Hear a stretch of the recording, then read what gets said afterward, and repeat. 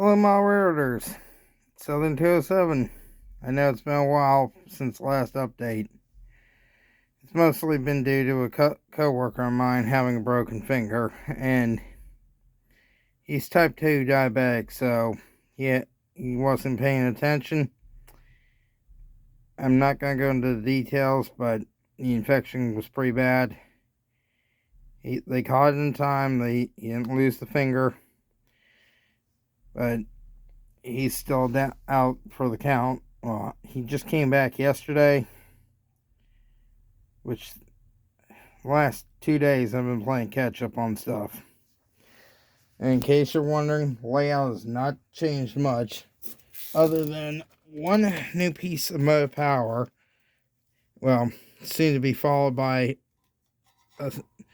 another one. Probably limited imports. 282 Pacific, or not Pacific, or Mikado rather, decked out in central New Jersey, soon to be switched over to my railroad, the Southern. Bought it all, somebody we all know, Nick Teagate. I got in the process of buying another one, but to give you an idea of how busy I've been pulling 10-hour days and sometimes 9 to 10 day work weeks. Needless to say, it's the first couple hours I've had out here.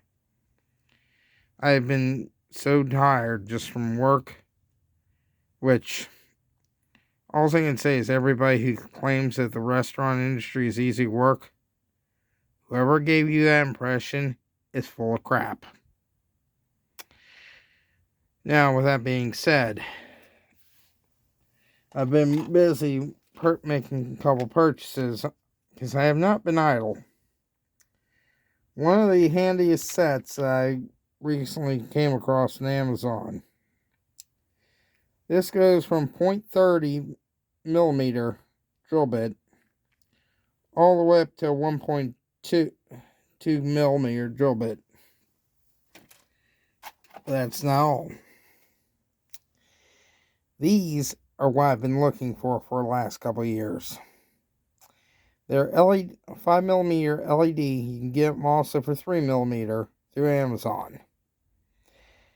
These are a very handy little device.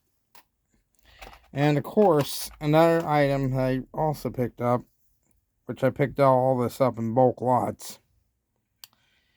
I picked up 40 of these.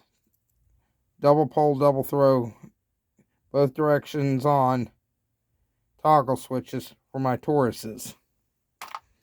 I've been busy with that lately too. But there's been a few additional jigs I've just 3D printed. And I will suggest you guys check out a YouTuber by name of 3D printed. Well, I reviewed the last couple of his jigs he's produced. But even though it says 12, it's actually a 6-inch radius jig.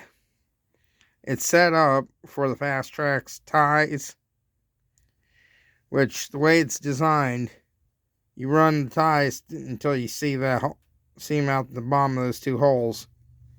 Clip it even with the edge of the jig, and your ties are already to the correct length. You got a gapping tool also included into it.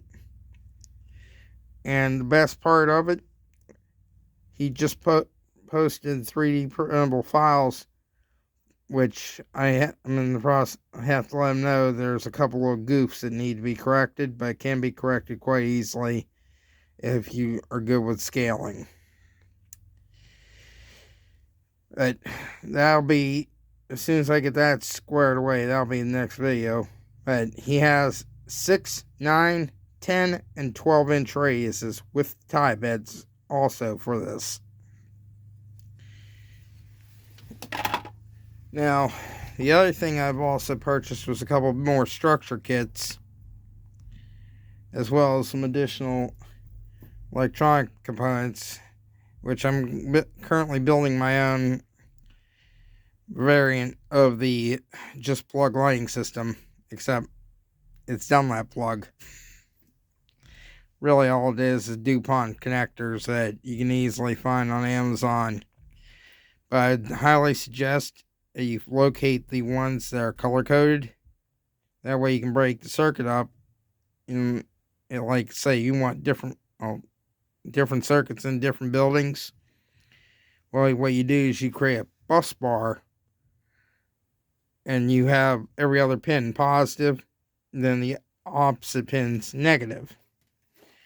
This all works on DC. You can run it on AC. In fact, I recommend it on AC. But I've just been slammed with work last couple weeks. Don't get me wrong, I haven't been complaining on the paychecks. But it's just hard, grueling work. And also, for those of you who haven't been keeping up with the preservation world, Chesapeake, Ohio 1309, which has been under restoration for the last 3 years, as of 2 days ago made its first steps out on the main line. And so far from what I've seen video-wise, it's been very promising, because they haven't brought it up to full track speed yet. They've run at walking speed. But just listening to it, just a little spoiler alert, if you're a fan of the Norfolk and Western Hooter type whistles, guess what? That's what they got on, a Hooter.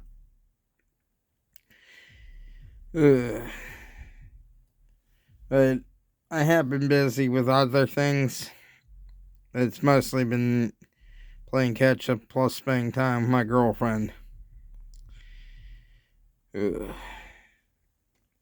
But one of the projects I get back onto is hooking up more reversing switches, because that's the whole reason why I bought the toggle switches. And what I do is I make 12-inch whips on it. That one's the input. That one goes to your switch motor. And what I'm going to do is run all my switch motors off of terminal strips, or PC board style terminal strips, which are these little guys. I purchased a bulk lot of these, even though I'm missing one box because Amazon screwed up on that.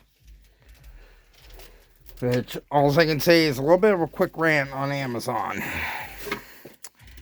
There's been several times I've ordered stuff here recently from Amazon. One of the multiple items come through the Ashland, Virginia warehouse.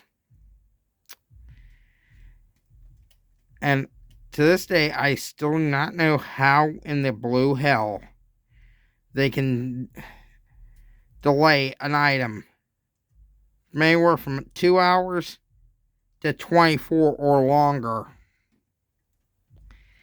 And I've left several negative comments saying it needs to be addressed. But anyway, they have assured me it's being addressed. So at least I know it's being taken care of. But this is just a quick update on what's been going down. I'm sorry guys, I haven't been active. It's just, other than popping on to Tom's Trains and Things Monday night live streams. But I know this coming Thursday, I might be able to slip out here and do a few hours of work. Because 3 o'clock is when my family is doing Thanksgiving over at my uncle's house across town. Now, with that being said, I've got a few. I still am doing the Chantilly show, which is Greenberg Toy and Train show, right before Christmas up there in Dulles Airport. which is going to be a little bit of a challenge getting here because of how Amtrak's, well, the metro situation's going. I don't know if you guys heard, but out of 900 and some odd subway cars that they got, over 800 of them are currently down because of some kind of issue. And they've had to restrict the service down to 1 train an hour per line. Or 1 every hour at every station. Which, now the Silver Line goes all the way out to Dulles Airport. Now, mind you, this is from Washington, D.C. Union Station. That's a hell of a long ride. I will state for the record, if you've never ridden the Metro, we talk about some of the Amtrak's taking off fast. Amtrak's got a long way to go.